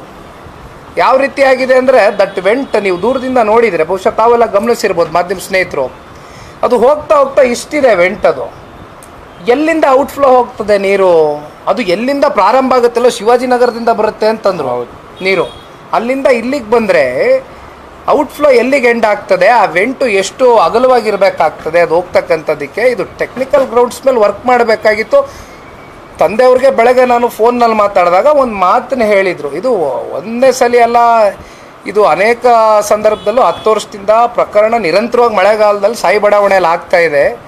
2-3 ಸಲ ಸನ್ಮಾನ್ಯ ಕುಮಾರಣ್ಣವರೇ ಪರ್ಸ್ನಲ್ಲಾಗೆ ವಿಸಿಟ್ ಕೊಟ್ಟಿರ್ತಕ್ಕಂಥದ್ದು ಕೂಡ ಮತ್ತೊಮ್ಮೆ ಅವರು ನೆನೆಸ್ಕೊಳ್ತಾ ಇದ್ರು. ಒಂದು ಮಾತನ್ನು ಹೇಳಿದ್ರು, ಕುಮಾರಣ್ಣವ್ರ ಮೇಲೆ ಏನು ಆ ಬಡಾವಣೆಗೆ ವಿಸಿಟ್ ಮಾಡಿದಾಗ ಅಲ್ಲಿರ್ತಕ್ಕಂಥ ವಾಸವಾಗಿರ್ತಕ್ಕಂಥ ನಾಗರಿಕರು ಇದನ್ನು ಸರಿಪಡಿಸ್ಬೇಕು ಅಂತಕ್ಕಂಥ ವಿಚಾರವಾಗಿ ಚರ್ಚೆ ಮಾಡಿದಾಗ ಕುಮಾರಣ್ಣವರು ಬಹುಶಃ ಬಸವರಾಜ ಬೊಮ್ಮಾಯಿಯವರು ರಾಜ್ಯದ ಮುಖ್ಯಮಂತ್ರಿಗಳಾದಂಥ ಸಂದರ್ಭದಲ್ಲಿ ಅವರಿಗೆ ಮನವಿಯನ್ನು ಮಾಡಿ, ಒತ್ತಾಯವನ್ನು ಮಾಡಿ 19 ಕೋಟಿ ರೂಪಾಯಿಯಷ್ಟು ಬಸವರಾಜ ಬೊಮ್ಮಾಯಿಯವರು ಒಂದು ಟೆಂಡರ್ನ ಕಾಲ್ಫರ್ ಮಾಡಿ ವರ್ಕ್ ಆರ್ಡ್ರನ್ನ ಇಶ್ಯೂ ಮಾಡಿ ಒಬ್ಬ ಆಂಧ್ರದ ಕಾಂಟ್ರಾಕ್ಟರ್ಗೆ ಕೊಟ್ಟು ಕೊನೆಗೆ ಹತ್ತತ್ರ 7 ಕೋಟಿ ರೂಪಾಯಿಯಷ್ಟು ವರ್ಕನ್ನು ಮಾಡಿದ್ದಾರೆ. ಬಟ್ ಇವತ್ತೇನಾಗಿದೆ ರಾಜ್ಯದ ಪರಿಸ್ಥಿತಿ? 33,000 ಕೋಟಿಯಷ್ಟು ಗುತ್ತಿಗೆದಾರರಿಗೆ ಇಲ್ಲಿವರೆಗೂ ಬಿಲ್ಗಳು ಹಣ ವಾಪಸ್ಸು ಪಾವತಿ ಆಗಿಲ್ಲ. ಅದರಲ್ಲಿ ಒಬ್ಬ ಈ ಆಂಧ್ರದ ಕಾಂಟ್ರಾಕ್ಟ್ರು ಕೂಡ, ಅದು ಸಾಯಿ ಬಡಾವಣೆಗೆ ಸೇರ್ತಕ್ಕಂಥ ವಿಚಾರ. 7 ಕೋಟಿ ರೂಪಾಯಿ ಖರ್ಚು ಮಾಡಿದ್ದಾನೆ. ಇವತ್ತು ಅದನ್ನು ಮುಂದುವರಿಸಬೇಕಾಗಿರ್ತಕ್ಕಂಥದ್ದು ಜವಾಬ್ದಾರಿ ಯಾರ್ದಿದೆ? ರಾಜ್ಯ ಸರ್ಕಾರದ ಜವಾಬ್ದಾರಿ. ಆ 7 ಕೋಟಿ ಬಿಲ್ಲನ್ನು ಅವ್ರಿಗೆ ಪಾವತಿ ಮಾಡ್ತಕ್ಕಂಥದ್ದು ಮಾಡಿ 19 ಕೋಟಿ ರೂಪಾಯಿ ಏನು ವರ್ಕು ಸ್ಯಾಂಕ್ಷನ್ ಆಗಿತ್ತು, ವರ್ಕ್ ಆರ್ಡ್ರ್ ತಗೊಂಡಿದ್ದಾರೆ, ಕೆಲಸ ಮಾಡ್ತಾಯಿದ್ದಾರೆ. ಆಂಧ್ರದ ಕಾಂಟ್ರಾಕ್ಟ್ರನ್ನ ಇಟ್ಕೊಂಡು ವರ್ಕ್ ಮಾಡಿ ಕ್ಲೋಸ್ ಮಾಡಬೇಕು, ರೈಲ್ವೆ ವೆಂಟ್ ಮಾಡಿ. ಇಲ್ಲ, ಇಲ್ಲಿ ಅಧಿಕಾರಿಗಳು ಪಾಪ ಅವ್ರಿಗೂ ಏನು ಇಷ್ಟು ತಿಳುವಳಿಕೆ ಇಲ್ಲ ಅದ್ರ ಬಗ್ಗೆ. ನಾವು ಬಾಬಣ್ಣ ಅವರು ಕೂತ್ಕೊಂಡು ಅಲ್ಲಿ AEE ಅವರು ಕೆಲವೊಂದಷ್ಟು ಇಂಜಿನಿಯರ್ಸು ಬಂದಿದ್ದರು. ಬೇರೆ ಇನ್ನೇನಾದರೂ ಅಲ್ಲಿ ರೈಲ್ವೆ ಡಿಪಾರ್ಟ್ಮೆಂಟಿಂದ ಏನಾದರೂ ಸೆಂಟ್ರಲ್ ಗೌರ್ಮೆಂಟಿಂದ ಏನಾದ್ರೂ ಕೆಲಸ ಏನಾದರೂ ಆಗಬೇಕು ಅಂತಕ್ಕಂಥದ್ದಾದರೆ ಧಾರಾಳವಾಗಿ ಈ ರಾಜ್ಯದ ಜನತೆ ಸನ್ಮಾನ್ಯ ಕುಮಾರಣ್ಣ ಅವರಿಗೆ ಆಶೀರ್ವಾದ ಮಾಡಿದ್ದಾರೆ, ಅಧಿಕಾರ ಕೊಟ್ಟಿದ್ದಾರೆ. ರೈಲ್ವೆ ಮಂತ್ರಿಗಳಾಗಿರ್ತಕ್ಕಂಥ ಅಶ್ವಿನಿ ವೈಷ್ಣವ್ ಅವ್ರ ಜೊತೆಯಲ್ಲಿ ಕೂತ್ಕೊಂಡು ಬೇಕಾದ್ರೆ ಚರ್ಚೆ ಮಾಡಿ ಅದನ್ನು ನಾವು ಬಗೆಹರಿಸ್ಕೊಡ್ತೀವಿ. But we don't know where the matter is lying today. ಅದನ್ನು ಇನ್ನೊಂದು ಸ್ವಲ್ಪ ಡೀಪಾಗಿ ಸ್ಟಡಿ ಮಾಡ್ತಕ್ಕಂಥ ಕೆಲಸ ಮಾಡಿ ಅದ್ರ ಬಗ್ಗೆ ಚರ್ಚೆ ಮಾಡ್ತೇವೆ. ಆದರೆ ಒಂದು ಈ ರಾಜ್ಯ ಸರ್ಕಾರ ಈಗ ಸರ್ವಣ ಅವ್ರು ಹೇಳ್ದಂಗೆ ಒಂದು ಕಡೆ ಬೆಂಗಳೂರು ಮತ್ತು ಹಲವೆಡೆ ಇವತ್ತು ರಾಜ್ಯದಲ್ಲಿ ಹಲವಾರು ಜಿಲ್ಲೆಗಳಲ್ಲಿ ಈ ರೀತಿ ಧಾರಾಕಾರವಾಗಿ ಮಳೆಯ ಒಂದು ಹಿನ್ನೆಲೆಯಲ್ಲಿ ಸಾಕಷ್ಟು ಜನರ ಒಂದು ಜೀವನ ಒಂದು ರೀತಿ ಅಸ್ತವ್ಯಸ್ತ ಆಗಿರ್ತಕ್ಕಂಥದ್ದು ಆದಾಗಲೂ ಕೂಡ ಇವತ್ತು 2 ವರ್ಷ ಪೂರೈಸಿದ್ದೇವೆ, ನಾವು 2 ವರ್ಷ ಪೂರೈಸಿದ್ದೇವೆ ಅಂತಕ್ಕಂಥ ಸಾಧನಾ ಸಮಾವೇಶವನ್ನು ಮಾಡುವ ಮೂಲಕ ಇವತ್ತು ಎಷ್ಟರ ಮಟ್ಟಕ್ಕೆ ಈ ರಾಜ್ಯದ ಜನತೆ ಬಗ್ಗೆ ಇವರಿಗೆ ಕಾಳಜಿ ಇದೆ ಅಂತಕ್ಕಂಥದ್ದನ್ನು ಬಹುಶಃ ತೋರಿಸ್ಕೊಟ್ಟಿದ್ದಾರೆ. ನಿನ್ನೆ ದಿನ ಕೂಡ ಮುಖ್ಯಮಂತ್ರಿಗಳು ಬಂದಾಗ ಭಾಳ ಜನ ಹೇಳ್ತಾಯಿದ್ರು ಒಂದು ರೀತಿ ಕಾಟಾಚಾರದ ಭೇಟಿಯಾಗಿತ್ತು, ಹೆಚ್ಚಾಗಿ ಏನು ಪ್ರದೇಶಗಳಿಗೆ ಭಾಳ ಇನ್ಡೆಪ್ತು ಹೋಗಿ ಜನಗಳ ಸಮಸ್ಯೆ ಆಲಿಸ್ತಕ್ಕಂಥ ಕೆಲಸ ಮಾಡಲಿಲ್ಲ ಅಂತ. ಇದು ಈ ರೀತಿ ನಾವು ಮಾಡ್ಕೊಂಡ್ರೆ ಅಲ್ಟಿಮೇಟ್ಲಿ ಇವತ್ತು ಬೆಂಗಳೂರು ನಗರದಿಂದ ನಾಗರಿಕರಿಗೆ ಇವತ್ತು ಏನು 67% ನೀವು ಇವತ್ತು 67% ಟ್ಯಾಕ್ಸ್ ಕಲೆಕ್ಷನ್ ಮಾಡ್ತಿದ್ದೀರಿ, 36% GDP ಗ್ರೋತ್ಗೆ ಇವತ್ತು ಬೆಂಗಳೂರು ನಗರ ಏನು ಕಾರಣ ಆಗಿದೆ. ಯಾವ ಗ್ಲೋಬಲ್ ಇನ್ವೆಸ್ಟರ್ಸ್ನ ಕರೆ ತರಬೇಕು ಅಂತಕ್ಕಂಥ ಮೀಟಿಂಗ್ಗಳು ಮಾಡ್ತೀರಿ. ಇದು ನಿಜಕ್ಕೂ ಕೂಡ ಯಾರಾದರೂ ಬರ್ತಾರಾ? ಇವತ್ತು ಯಾರು ಬರ್ತಾರೆ ಇಲ್ಲಿ? Why don't they opt for other States like Hyderabad? ಅಲ್ಲಿ ಕರೀತಾ ಇದ್ದಾರೆ, ಅಕ್ಕಪಕ್ಕ ಕರೀತಾರೆ. ಇವತ್ತು ನನ್ನ ಸನ್ಮಾನ್ಯ ದೇವೇಗೌಡರು ಸಾಹೇಬ್ರ ಕಾಲದಿಂದ ಒಂದು ಮಾತನ್ನು ತಿಳಿಸ್ಲಿಕ್ಕೆ ಬಯಸ್ತೇನೆ. ಭಾಳ ಜನಕ್ಕೆ ಒಂದು ರಾಂಗ್ ಮಿಸ್ಕನ್ಸೆಪ್ಷನ್ನು ಇವತ್ತು, ಒಂದು ರಾಂಗ್ ನರೇಟಿವು ಇವತ್ತು ಪರ್ಸೆಪ್ಷನ್ ಸೆಟ್ ಆಗೋಗಿದೆ. ಜನತಾದಳ ಪಕ್ಷ ಅಂದರೆ ಕೇವಲ ರೂರಲ್ ಬೇಸ್ಡ್ ಪಾರ್ಟಿ ಅಷ್ಟೇ, ಕೇವಲ ಹಳ್ಳಿಗಳಿಗೆ ಸೀಮಿತವಾಗಿರ್ತಕ್ಕಂಥ ಪಾರ್ಟಿ ಅಂತ. ಆದರೆ ಒಂದು ಇವತ್ತು ನಾವು ನೆನೆಸ್ಕೊಳ್ಬೇಕಾಗ್ತದೆ, ಸನ್ಮಾನ್ಯ ದೇವೇಗೌಡರು ಅವರು ಒಂದು ರಾಜಕಾರಣಿಯಾಗಿ ಒಂದು ಜನಪ್ರತಿನಿಧಿಯಾಗಿ ಕೆಲಸ ಮಾಡ್ತಕ್ಕಂಥದ್ದಾಗಲಿಲ್ಲ. ಅವರು ಒಂದು ಇಂಜಿನಿಯರ್ ಆಗಿ ಕೆಲಸ ಮಾಡಿದ್ದಾರೆ. ಒಂದು ಫೋರ್ಕಾಸ್ಟ್ನ ಇಟ್ಕೊಂಡು ಏನು ಟೌನ್ ಹಾಲಿಂದ ನಮ್ಮ ಸಿರ್ಸಿ ಫ್ಲೈಓವರ್ ಇದೆಯಲ್ಲ ಅಲ್ಲಿವರೆಗೂ ಮೊದಲನೇ ಫ್ಲೈಓವರು ನಮ್ಮ ರಾಜ್ಯಕ್ಕೆ ಕೊಟ್ಟಂಥದ್ದು ಸನ್ಮಾನ್ಯ ದೇವೇಗೌಡರು ಸಾಹೇಬರು. ಅಂದು L&T company, one of the top listed ಕಂಪ್ನಿಗೆ, L&T ಕಂಪ್ನಿಗೆ ಸನ್ಮಾನ್ಯ ದೇವೇಗೌಡರು ಸಾಹೇಬರು ಕೊಟ್ಟು ಅತಿ ಕಮ್ಮಿ ಖರ್ಚಿನಲ್ಲಿ ಇವತ್ತಿನವರೆಗೂ ಎಷ್ಟು ಸೊಗಸಾಗಿ ಆ ಫ್ಲೈಓವರ್ ಇದೆ ಅಂತಕ್ಕಂಥದ್ದು ನೋಡ್ಬೋದು. ಎಲೆಕ್ಟ್ರಾನಿಕ್ ಸಿಟಿ ಫ್ಲೈಓವರ್ ತೊಗೊಳ್ಳಿ, ಯಶವಂತಪುರ ಫ್ಲೈಓವರ್ ತಗೊಳ್ಳಿ, ಎಷ್ಟು ಕೊಡಬೇಕು ಉದಾಹರಣೆಗಳು. 9 TMC ನೀರನ್ನು ಬೆಂಗಳೂರು ನಗರಕ್ಕೆ ಸನ್ಮಾನ್ಯ ದೇವೇಗೌಡರು ಸಾಹೇಬರು ಈ ದೇಶದ ಪ್ರಧಾನಮಂತ್ರಿಗಳಾದಾಗ ಏನು ಕಾವೇರಿ ನೀರು ಹರಿದು ಹೋಗ್ತಾ ಇತ್ತು ವೇಸ್ಟ್ ಆಗಿ, ಅದನ್ನು ಕರುಣಾನಿಧಿ ಅವ್ರಿಗೆ ಅಂದಿನ ಮುಖ್ಯಮಂತ್ರಿಗಳಿಗೆ ಮನವಿ ಮಾಡಿ ಅವರು ತಗೊಂಡಂಥ ನಿರ್ಧಾರ 9 TMC ನೀರು ಬೆಂಗಳೂರು ನಗರಕ್ಕೆ ಕುಡಿತಕ್ಕಂಥದ್ದಕ್ಕೆ ಸಂಪೂರ್ಣವಾಗಿ ಅದನ್ನು ಬಳಕೆಯನ್ನು ಮಾಡ್ಕೊಂಡಿದ್ದೇವೆ. ಅದನ್ನು ಮುಂದುವರೆದ ಭಾಗವಾಗಿ ಸನ್ಮಾನ್ಯ ಕುಮಾರಣ್ಣ ಅವರು, ನಾನು ಯಾಕೆ ಇದನ್ನು ಹೇಳ್ತಾ ಇದ್ದೀನಿ ಅಂದರೆ, ಯಾಕೆಂದರೆ ನಾವು ನೋಡ್ತಾ ಇರ್ತೀವಿ, ಇಲ್ಲ ರೀ ಎಲ್ಲ ರಾಜಕೀಯ ಪಕ್ಷಗಳು ಇಷ್ಟೇ, ಅಧಿಕಾರ ಬಂದ ಮೇಲೆ ಮರ್ತು ಬಿಡ್ತಾರೆ, ಮಾಡೋದಿಲ್ಲ, ಕೆಲಸ ಮಾಡೋದಿಲ್ಲ ಅಂತ ಹೇಳ್ತಾರೆ. ಕುಮಾರಣ್ಣ ಅವರು 14 ತಿಂಗಳು ಗೌರ್ಮೆಂಟು, ಕೇವಲ 14 ತಿಂಗಳಲ್ಲಿ 58 ರಸ್ತೆಗಳ ಅಗಲೀಕರಣ ಮಾಡಿದರು ಕುಮಾರಣ್ಣ ಅವರು. ಮೆಟ್ರೋ 19 ಕಿಲೋಮೀಟರ್ ಮೊದಲನೇ ಹಂತದ ಮೆಟ್ರೋಗೆ ಚಾಲನೆ ಕೊಟ್ಟಂಥದ್ದು ಸನ್ಮಾನ್ಯ ಕುಮಾರಣ್ಣ ಅವರು. ಯಾವ ಒಂದು UPA ಗೌರ್ಮೆಂಟ್ ಇತ್ತು, ದಿವಂಗತ ಶ್ರೀ ಡಾಕ್ಟರ್ ಮನಮೋಹನ್ ಸಿಂಗ್ ಅವರು ಪ್ರಧಾನಮಂತ್ರಿಗಳಾಗಿದ್ದರು, ಆ ಸಂದರ್ಭದಲ್ಲಿ ಇವತ್ತು ಕುಮಾರಣ್ಣ ಅವರು ಎಂದೂ ಕೂಡ ಅವತ್ತು JDS BJP ಸಮ್ಮಿಶ್ರ ಸರ್ಕಾರ, ಅವತ್ತು ಕಾಂಗ್ರೆಸ್ಸು ಅಂದರೆ UPA ಗೌರ್ಮೆಂಟು ಪ್ರೈಮ್ ಮಿನಿಸ್ಟರ್ ಇದ್ದರು, ಕಾಂಗ್ರೆಸ್ನ ಪ್ರೈಮ್ ಮಿನಿಸ್ಟರ್ಗಳಿದ್ದರು.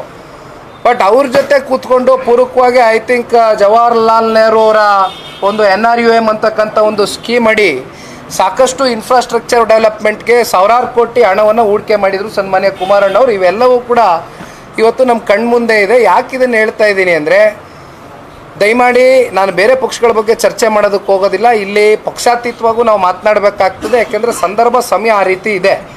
ಇಲ್ಲಿ ನಾವೆಲ್ಲರೂ ಪೂರಕವಾಗಿ ಬೆಂಗಳೂರಿನ ಇನ್ಫ್ರಾಸ್ಟ್ರಕ್ಚರ್ ಕೈ ಜೋಡಿಸ್ಬೇಕಾಗ್ತದೆ. ಅದಕ್ಕೆ ನಾವು ನಿರಂತರವಾಗಿ ಜೊತೆಲಿ ನಿಂತ್ಕೋತೀವಿ, ಸಹಕಾರ ಕೊಡ್ತೀವಿ as A opposition party. But ಆದರೆ ಜನತಾದಳ ಪಕ್ಷಕ್ಕೆ ಇದ್ದಂಥ ಕಮ್ಮಿ ಅವಧಿ 14 ತಿಂಗಳು 20 ತಿಂಗಳು ಸನ್ಮಾನ್ಯ ದೇವೇಗೌಡರು ಸಾಹೇಬರು ಮುಖ್ಯಮಂತ್ರಿಗಳಾಗಿ, ಪ್ರಧಾನಮಂತ್ರಿಗಳಾಗಿ, ನೀರಾವರಿ ಸಚಿವರಾಗಿ, PWD ಮಂತ್ರಿಗಳಾಗಿ ಕೇವಲ 3.5 ವರ್ಷ. ನಾವು ಅಧಿಕಾರದಲ್ಲಿ ಇದ್ದಂಥ ಅವಧಿ ಅತ್ಯಂತ ಕಮ್ಮಿ ಆಗಿದ್ರು ಕೂಡ ಬೆಂಗಳೂರು ನಗರಕ್ಕೆ ಎಸ್ಪೆಷಲಿ IT-BT ಸೆಕ್ಟ್ರ್ ಇವತ್ತು ಯಾರೂ ಚರ್ಚೆ ಮಾಡಲಿಕ್ಕಿಲ್ಲ.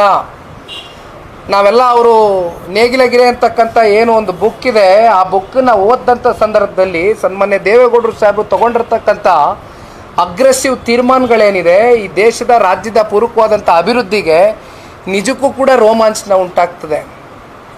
IT-BT ಸೆಕ್ಟ್ರಿಗೆ, IT-ಗೆ ಒಂದು ಟ್ಯಾಕ್ಸ್ ರಿಬೇಟ್ ಅಂದರೆ ಒಂದು ಟ್ಯಾಕ್ಸ್ ಹಾಲಿಡೇ ಅಂತ ಏನು ಡಿಕ್ಲೇರ್ ಮಾಡಿದರು 10 ವರ್ಷಗಳ ಕಾಲ, ಅದನ್ನು ಡಿಕ್ಲೇರ್ ಮಾಡದೇ ಹೋಗಿದ್ದಿದ್ರೆ ಏನು IT ಸೆಕ್ಟರ್ಗಳ ಮೂಲಕ ಸಾಕಷ್ಟು ಕಂಪ್ನಿಗಳು ಇವತ್ತು ಬಂದು ಬೆಂಗಳೂರು ನಗರದಲ್ಲಿ ಸಾಕಷ್ಟು ಬೆಂಗಳೂರಿನ ನಿವಾಸಿಗರಿಗೆ, ತುಂಬ ಜನ ಇಂಜಿನಿಯರ್ಸ್ಗೆ ಉದ್ಯೋಗ ಸೃಷ್ಟಿ ಆಗ್ತಕ್ಕಂಥದ್ದಕ್ಕೆ ಸನ್ಮಾನ್ಯ ದೇವೇಗೌಡರು ಸಾಹೇಬರು ತಗೊಂಡಂಥ ತೀರ್ಮಾನ.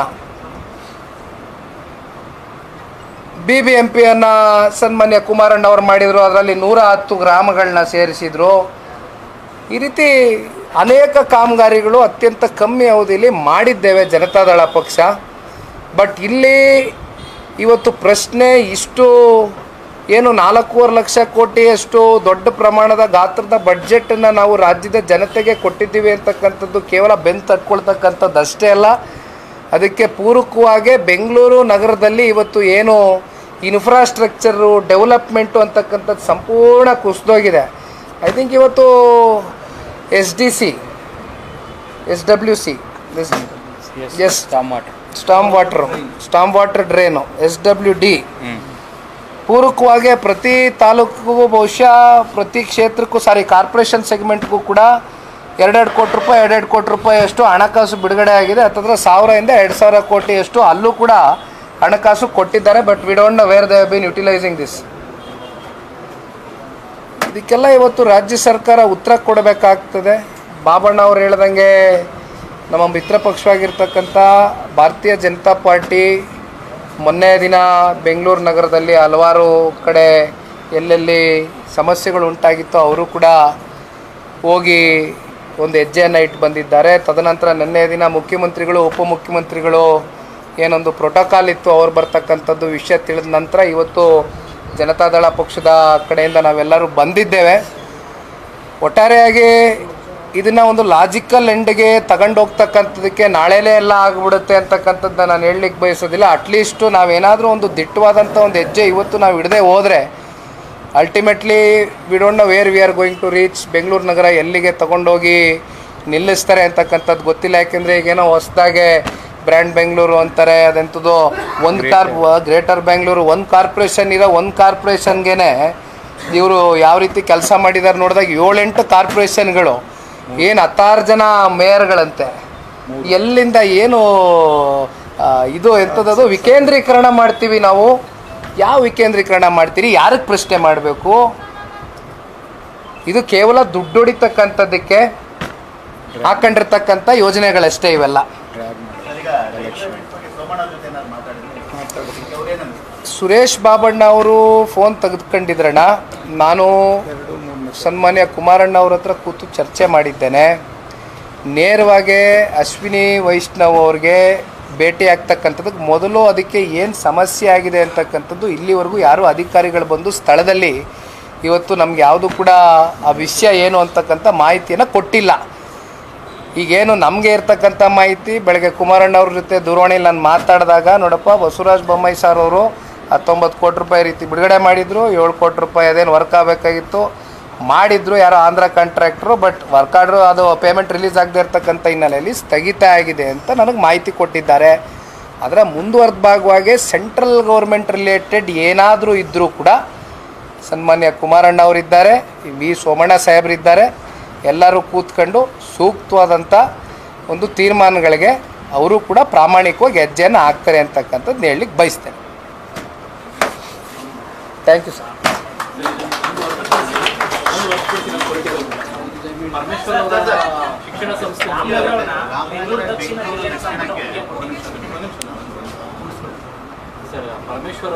ಶಿಕ್ಷಣ ಸಂಸ್ಥೆಗಳ ಮೇಲೆ IT ದಾಳಿ ಆಗಿದೆ, ED ದಾಳಿ ಆಗಿದೆ. ಪ್ರೊಟೈಸ್ ಮಾಡ್ತಾರೆ ಈಗ ಐ ಟಿ ಆಗಲಿ ಇ ಡಿ ಆಗಲಿ it is all independent bodies.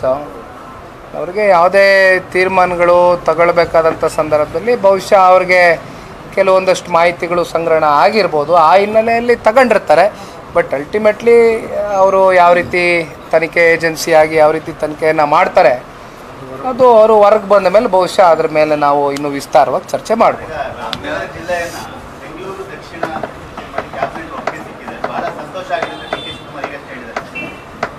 ಇದು ನನಗೆ ಒಪ್ಪಿಗೆ ಸಿಕ್ಕಿರ್ತಕ್ಕಂಥದ್ರ ಬಗ್ಗೆ ನನಗಿನ್ನೂ ಮಾಹಿತಿ ಪಡೆದುಕೊಂಡಿಲ್ಲಣ್ಣ.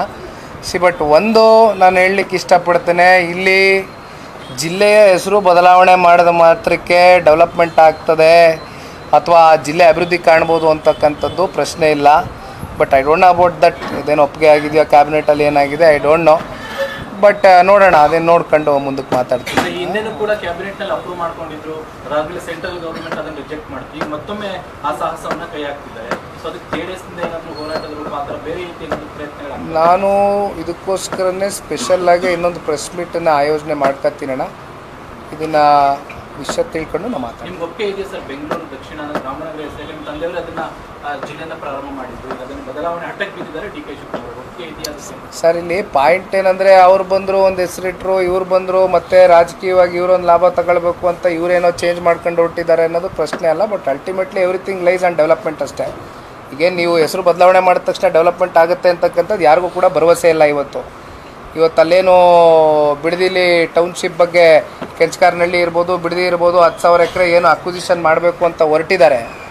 ಅವತ್ತು ಪಾಪ ಹೇಳಿದ್ರು ಕುಮಾರಣ್ಣ ಅವ್ರ ಬಗ್ಗೆ, ಇಲ್ಲ ಕುಮಾರಣ್ಣವರು ಅವರು ಫೌಂಡೇಶನ್ ಲೇ ಮಾಡಿದ್ದು ಮೊದಲನೇ ಬಾರಿ ಅವರು ಈ ಥರ ಟೌನ್ಶಿಪ್ ಮಾಡಬೇಕು ಅಂತಕ್ಕಂಥ ನಿರ್ಧಾರ ಮಾಡಿದರು ಅಂತ.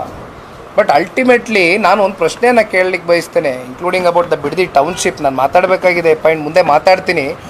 ದಟ್ ಅಲ್ಲಿ ಇವತ್ತೇನು ಕಾಂಗ್ರೆಸ್ನ ಜಿಲ್ಲೆನಲ್ಲಿ 4 ಜನ ಶಾಸಕರಿದ್ದಾರೆ, ರೈತರು ಅನೇಕ ಜನ ಆಯೋಗ ಬಂದು ಸನ್ಮಾನ್ಯ ದೇವೇಗೌಡರು ಸಾಹೇಬ್ರಿಗೂ ಅಪ್ರೋಚ್ ಆಗಿದ್ದಾರೆ, ನಮ್ಮನ್ನು ಭೇಟಿ ಮಾಡಿದ್ದಾರೆ. ಇಲ್ಲಿ ಅಕ್ವಿಸಿಷನ್ ಆಗ್ತಕ್ಕಂಥದ್ದಾದರೆ ಅದಕ್ಕೆ ಪೂರಕವಾಗಿ ರೈತರ ಜೊತೆ ಕೂತ್ಕೊಂಡು ಚರ್ಚೆಯನ್ನು ಇಲ್ಲಿವರೆಗೂ ಏನಾದ್ರು ಮಾಡಿದ್ದೀರಾ? ಯಾವುದಾದ್ರೂ ಕಮಿಟಿ ಮಾಡ್ಕೊಂಡಿದ್ದೀರಾ?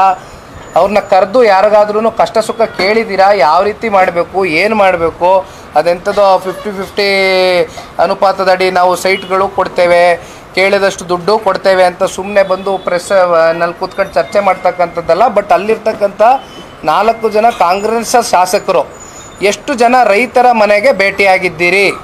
ಇಲ್ಲ ನಿಮಗೆ ಭೇಟಿ ಆಗ್ಲಿಕ್ಕೆ ಆಗೋದಿಲ್ಲ ಅಂತ ಹೇಳಿದ್ರೆ ಹೇಳಿ, ನಾವು ಹೋಗ್ತೀವಿ, ಭೇಟಿ ಮಾಡ್ತೀವಿ ರೈತರನ್ನ. ಒಟ್ಟಾರೆಯಾಗಿ ರೈತರಿಗೆ ನ್ಯಾಯ ಕೊಡಿಸ್ತಕ್ಕಂಥ ಕೆಲಸವನ್ನು ಜನತಾದಳ ಪಕ್ಷ ಮಾಡುತ್ತೆ. ಧನ್ಯವಾದ. Thank you.